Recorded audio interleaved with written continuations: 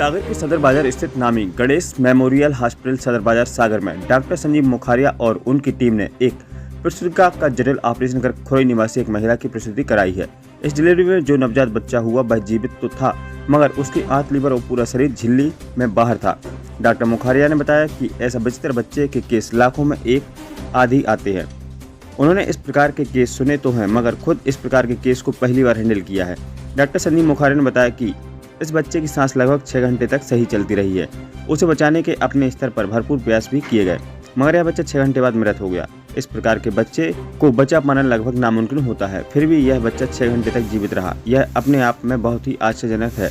Operation में doctor Janvi Mukharia, doctor Sanjeev Mukharia, doctor Manoj Chaurasia, doctor संजीवत माहेश्वरी एवं जरद श्रीवास्तव सहित पूरी टीम शामिल रही। कल एक महिला आई थी सुबह संध्या नाम की खुरई से, और उसका कल लगभग पूरा समय था डिलीवरी का। तो जो उसकी सोनोग्राफी कराई तो उसमें समझ में आया कि उसमें कुछ गड़बड़ी है, जिसके लिए उसका तुरंत ऑपरेशन किया गया।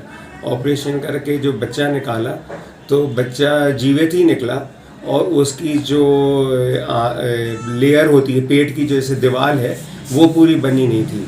और उसके कारण क्या था, एक झिल्ली में पूरी आंतें, लिवर, तिल्ली सब पूरी बाहर थी।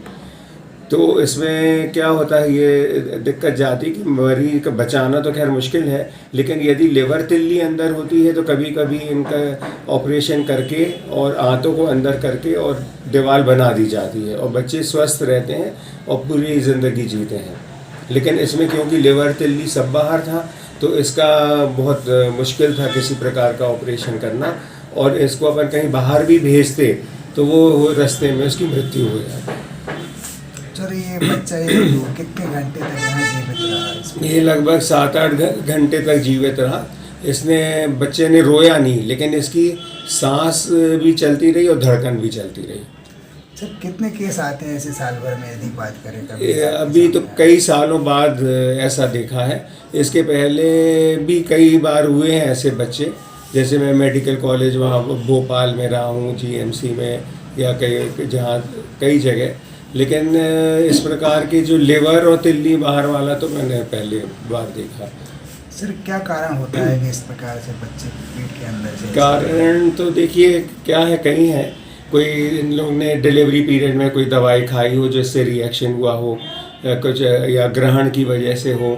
फिर कई बार ये वायरल फीवर होते हैं, वायरस वगैरह रहते हैं, बच्चेदानी के इन्फेक्शन रहते हैं, हर्पीज़ वगैरह, सेक्सुअली ट्रांसमिटेड जो बीमारियां होती है, सिफिलिस वगैरह।